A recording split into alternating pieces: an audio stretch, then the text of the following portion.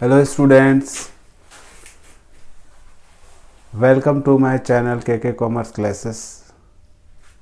आज के क्लास में हम लोग अकाउंटिंग रेशियो का प्रॉफिटेबिलिटी रेशियो पढ़ेंगे। प्रॉफिटेबिलिटी रेशियो में आज का क्लास में होगा gross profit ratio, operating ratio, operating profit ratio, net profit ratio, return on capital employed और अर्निंग पर शेयर। ठीक है। जैसा कि हम बोलते हैं हर क्लास में रेशियो एनालिसिस के कि फार्मूला याद नहीं करना चाहिए। फार्मूला को अगर आप समझ लेंगे तो कभी भी रट्टा मारने की ज़रूरत नहीं पड़ेगा। उसी तरह आज भी हम बोल रहे हैं कि ये प्रॉफिटेबिलिटी रेशियो है, इसका फार्मूला को आपको रटने की ज़रूरत नहीं है। आप फार्मूला को ऐसे भी नाम खाली आप याद रखोगे तो आपका फार्मूला बन जाएगा। जैसे ग्रॉस प्रॉफिट रेशियो अगर निकालना है तो आप यहाँ पर सबसे पहले लिख लो ग्रॉस प्रॉफिट, फिर लिखो ऑपरेटिंग रेशियो निकालना है तो यहाँ पर ऑपरेटिंग रेशियो का मतलब होता है ऑपरेटिंग एक्सपेंस, ऑपरेटिंग एक्सपेंसेस लिख लीजिए और नीचे जगह छोड़ दीजिए।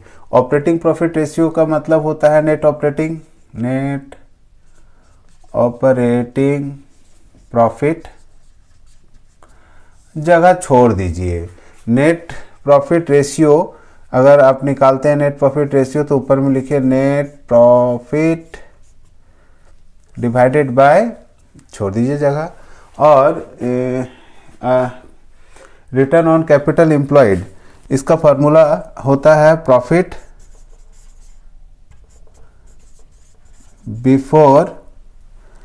Profit before interest, tax and dividend लिखकर छोड़ देते हैं अभी। और अर्निंग पर शेयर का फार्मूला होता है, अर्निंग पर शेयर का फार्मूला होगा profit, net profit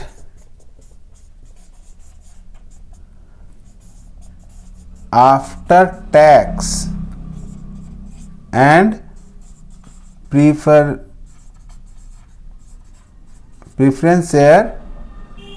dividend divided by, बात करते हैं अब फार्मूला। तो हम लोग इतना लिख लिए, चलो फटाफट देख लेते हैं। ग्रॉस प्रॉफिट रेशियो निकालना होगा तो लिख लेंगे ग्रॉस प्रॉफिट, फिर ऑपरेटिंग रेशियो होगा। ऑपरेटिंग का मतलब क्या होता है? बिजनेस चलाने के लिए जो खर्च होता है, या बिजनेस चलाते हैं जैसे, तो बिजनेस ऐसे तो चलेगा नहीं। आपको जो गुड्स है वो खरीद के लाना होगा, उसको बेचने के लिए इलेक्ट्रिक बिल हुआ, टेलीफोन बिल हुआ, दुकान का भाड़ा हुआ, स्टाफ वेजेस, फ्रेट, ये सब खर्च करना पड़ता है। ये सब खर्चा को जोड़ेंगे हम लोग तो ऑपरेटिंग एक्सपेंस होता है। और ऑपरेटिंग प्रॉफिट रेशियो का मतलब होता है कि जो बिजनेस को ऑपरेट करके जो प्रॉफिट हम लोग कमाते हैं। तो ये सब ऊपर में हम लिख लिए हैं, जो नाम है उसी को लिख लिए हैं।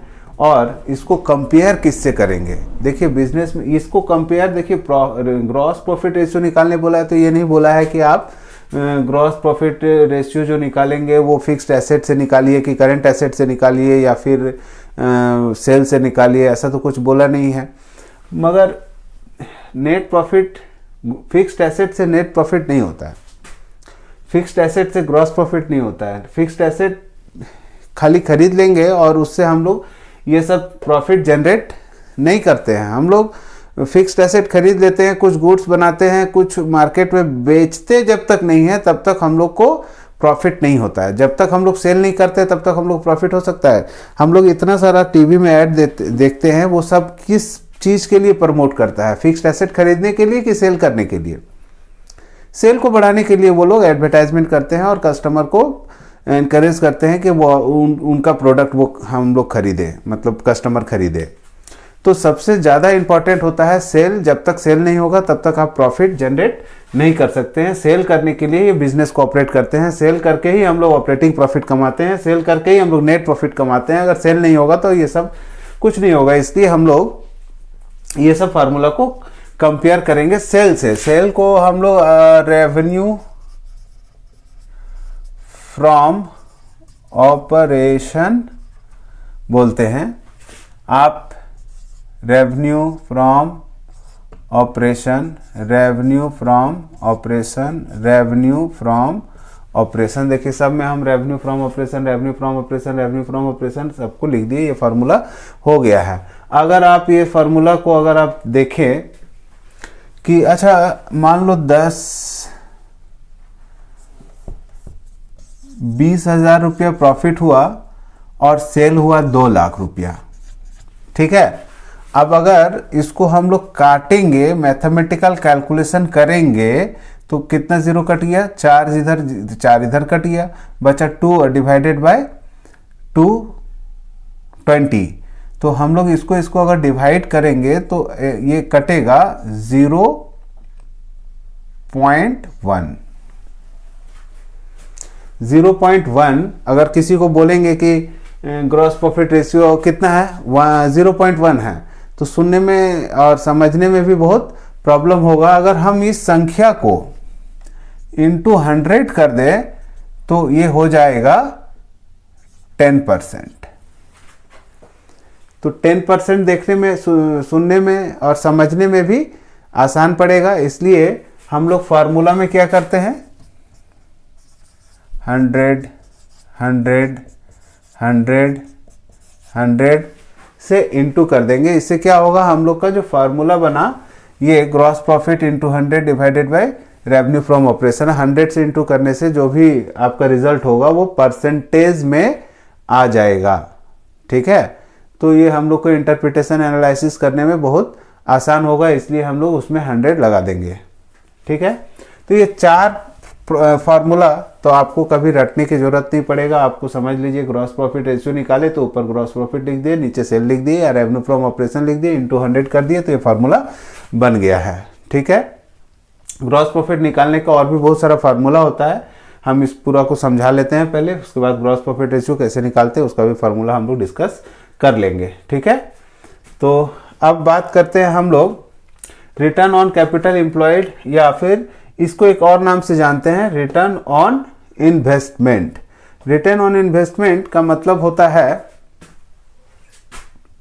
कि जो इन्वेस्टमेंट हम लोग किए हैं, बिजनेस में जो इन्वेस्टमेंट किए हैं, बिजनेस चलाने के लिए जो पैसा लगाए हैं हम, उसका क्या रिटर्न मिल रहा है, ठीक है। तो एक कंपनी की बात कर लेते हैं। अगर कोई कंपनी है, उसका 1 लाख शेयर होल्डर है, 1 लाख शेयर होल्डर को हम लोग शेयर बेचे हैं, तो 1 लाख शेयर जो बाजार में गया तो इन्वेस्टमेंट हो गया 10 रुपया के रेट से 10 लाख। 10 लाख जो जिन लोगों ने 10 लाख लगाया इन्वेस्टर है, और हम लोग आज निकालना चाहते हैं कि रिटर्न ऑन इन्वेस्टमेंट क्या है, उस इन्वेस्टमेंट में उस पब्लिक को जिन्होंने कंपनी में इन्वेस्ट करके रखा है उसको रिटर्न क्या मिलेगा। तो हम पहले से लिख के रखे हैं कि हम लोग को क्या मिलेगा, ऐसा profit before interest tax and dividend, जो पैसा आता है हम लोग के पास, उसको हम लोग कंपेयर करते हैं कैपिटल एम्प्लॉयड से।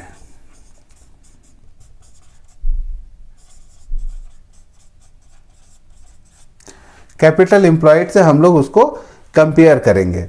तो यहां पर कौन सा प्रॉफिट को लेंगे, ऐसा प्रॉफिट जिसमें हम लोगों ने इंटरेस्ट दिए हैं। इंटरेस्ट किसको नहीं दिए हैं, डिवेंचर होल्डर को।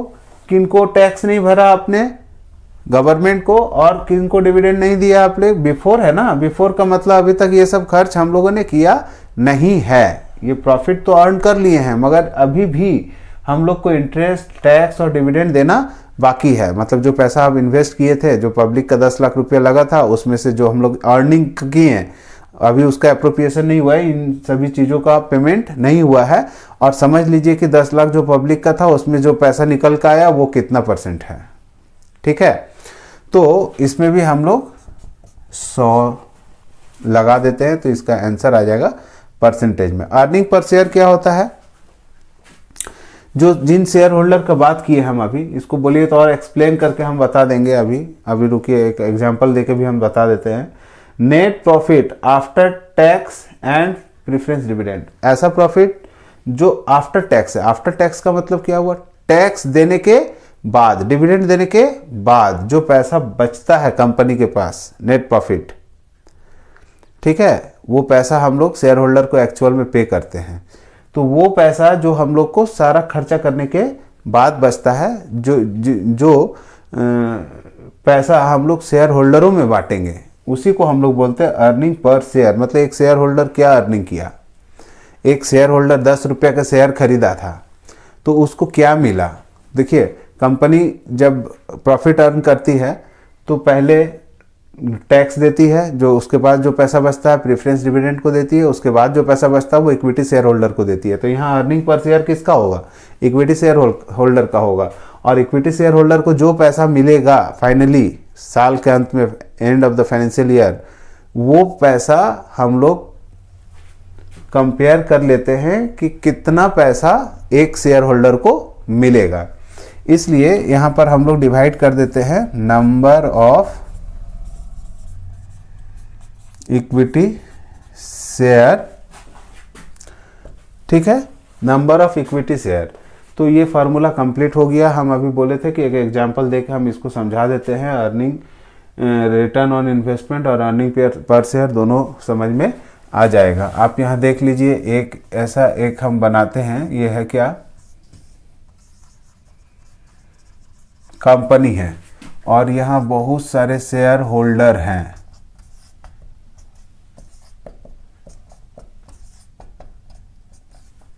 बहुत सारे शेयर होल्डर हैं। ये सभी शेयर होल्डर का पैसा कहाँ लगा है, कंपनी में लग चुका है। इन लोगों ने सभी कंपनी में पैसा लगाया, कोई 100 लगाया, कोई 200 लगाया, कोई 500 लगाया, कोई 5000 लगाया, ऐसे करके पैसा इन्वेस्ट कर दिया। तो कैपिटल एम्प्लॉयड आप ये सारा पैसा को जोड़ेंगे तो सपोज दैट ये सब पैसा मिलके 10 लाख रुपया होता है। ये 10 लाख रुपया जो कंपनी के पास आया, ये एक तरह का इन्वेस्टमेंट है, किसका, इन लोगों का।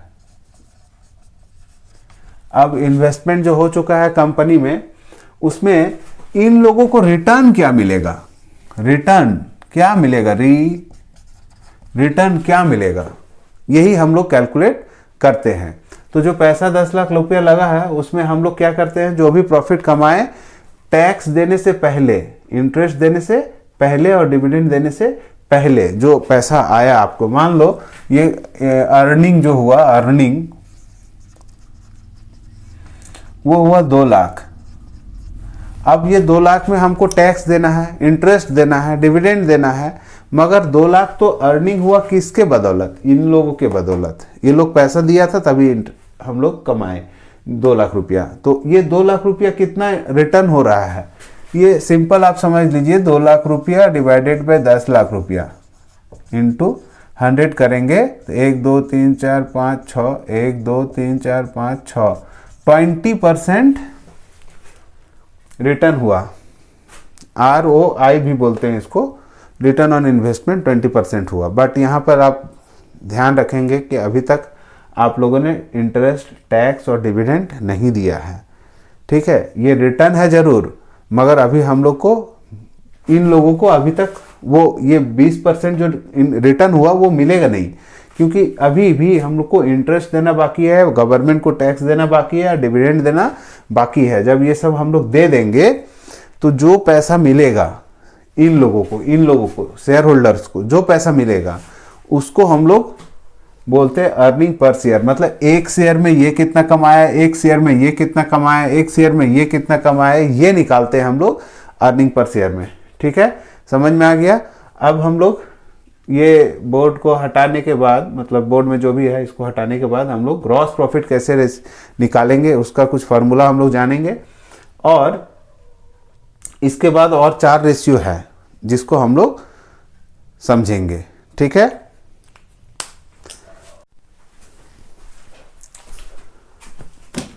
अर्निंग पर शेयर के बाद डिविडेंड पर शेयर है, जिसको DPS भी बोलते हैं हम लोग। ये फार्मूला भी बहुत आसान है, आपको खाली याद रखना है डिविडेंड पर शेयर। इससे पता चल जाएगा कि डिविडेंड हम लोग जो इक्विटी शेयर होल्डर को देते हैं वो divided by number of equity share, जैसे कि EPS में भी हम लोग नंबर ऑफ इक्विटी शेयर से डिवाइड किए थे। तो इससे ये पता चल जाता है कि एक शेयर होल्डर को कितना डिविडेंड मिलेगा, ठीक है। तो ये फार्मूला हो गया एक। और लास्ट फार्मूला है प्रॉफिटेबिलिटी रेशियो का, प्राइस अर्निंग रेशियो। ठीक है, प्राइस अर्निंग रेशियो का मतलब होता है कि जो हम लोग जो अर्निंग करते हैं, डिविडेंड इन्वेस्टमेंट करते हैं, शेयर होल्डर्स जो इन्वेस्टमेंट करते हैं कंपनी में, उससे जो उसको अर्निंग होता है वो किस रेशियो में आपको अर्निंग होता है, मतलब कितना प्राइस बढ़ा आपका शेयर का, वो हम लोग देखते हैं, जो कि मार्केट वैल्यू से पता चलता है कि शेयर का दाम बढ़ा है कि घटा है। तो फेस वैल्यू से अगर मार्केट प्राइस ज़्यादा हो तो दाम बढ़ा ही है, प्राइस अर्निंग हुआ है, मतलब प्राइस में दाम मतलब बढ़ोतरी हुआ है। तो प्राइस अर्निंग रेशियो का फार्मूला भी बहुत आसान है। आप सिर्फ याद रखिए कि प्राइस अर्निंग रेशियो फार्मूला होता है, का फार्मूला का नाम है प्राइस अर्निंग रेशियो। तो यहाँ पर हम लोग कंपेयर कर लेते हैं कि मार्केट प्राइस जो होता है, करेंट मार्केट प्राइस पर शेयर जो भी है, जैसे मान लो 10 रुपये का फेस वैल्यू था और आज उसका मार्केट प्राइस 25 रुपया है, तो मार्केट प्राइस 25 रुपया है, मतलब मार्केट में बिकता है 25 रुपया में, जबकि वो कंपनी का जब इशू हुआ था शेयर तो 10 में ही बिक जाता था। तो आज उसका मार्केट प्राइस क्या हो गया है, 25 रुपया। तो 25 रुपया यहाँ लिखना है, करेंट मार्केट प्राइस 25 रुपया और अर्निंग पर शेयर कितना है। ठीक है, ये प्राइस अर्निंग रेशियो निकालने के लिए कि आपको एक मजबूरी है कि आपको अर्निंग पर शेयर निकालना पड़ेगा। अगर क्वेश्चन में नहीं दिया है अर्निंग पर शेयर तो पहले आपको अर्निंग पर शेयर निकालना है, उसके बाद करंट मार्केट प्राइस पर शेयर क्वेश्चन में अवेलेबल होगा, ये हम लोग कैलकुलेट नहीं कर सकते हैं, क्वेश्चन में दिया हुआ रहेगा, और उसको डिवाइड करना है अर्निंग पर शेयर से।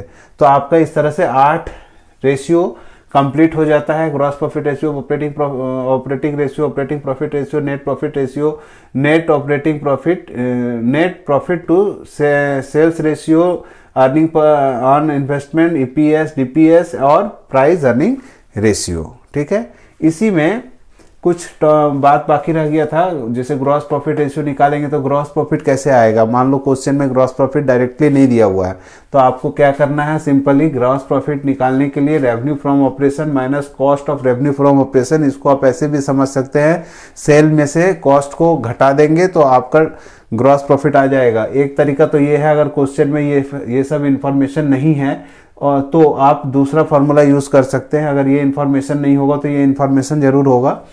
ग्रॉस प्रॉफिट निकालने के लिए रेवेन्यू फ्रॉम ऑपरेशन मतलब जो सेल है प्लस जो क्लोजिंग स्टॉक बच गया, ये दोनों को जोड़ दीजिए और माइनस करेंगे opening stock, purchase, direct expense और डायरेक्ट एक्सपेंस तक माइनस कर लेंगे, मतलब परचेज, डायरेक्ट एक्सपेंस और ओपनिंग स्टॉक को माइनस कर देंगे किससे, सेल और क्लोजिंग स्टॉक से, तो आपका ग्रॉस प्रॉफिट आ जाएगा।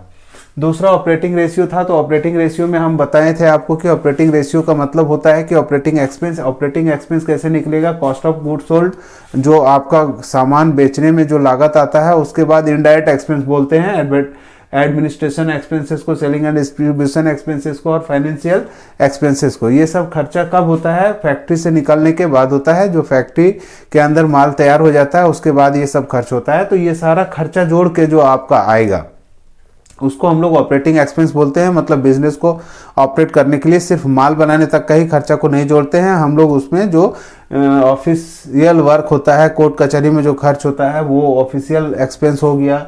ये सेलिंग एंड डिस्ट्रीब्यूशन एक्सपेंस तो आप समझ रहे हैं, जो सामान बना के हम लोग को दूसरे शहरों में पहुंचाने में जो डिस्ट्रीब्यूशन एक्सपेंस होता है, सेलिंग एक्सपेंस होता है, एडवर्टाइजमेंट वगैरह में जो खर्च होता है उसको बोलते हैं। और फाइनेंशियल एक्सपेंस मतलब जो पैसा हम लगा के बिजनेस को चला रहे हैं, बैंक से लोन लेते हैं, शेयर होल्डर से पैसा लिए, डिबेंचर होल्डर से पैसा लिए, लॉन्ग टर्म लोन लिए हैं, इन लोगों इस तरह से पैसा जो हम लोग जुगाड़ करते हैं बिजनेस चलाने के लिए, जो हम लोग का फाइनेंस का जो सोर्स होता है उसको पाने के लिए हम लोग को कुछ चार्जेस लगता है, उसको फाइनेंशियल चार्जेस बोलते हैं या फाइनेंशियल कॉस्ट बोलते हैं। ये सब को जोड़कर आपका ऑपरेटिंग एक्सपेंस आएगा। ऑपरेटिंग प्रॉफिट रेशियो में हम लोग यहाँ पर ये कैलकुलेशन हम लोग कर सकते हैं।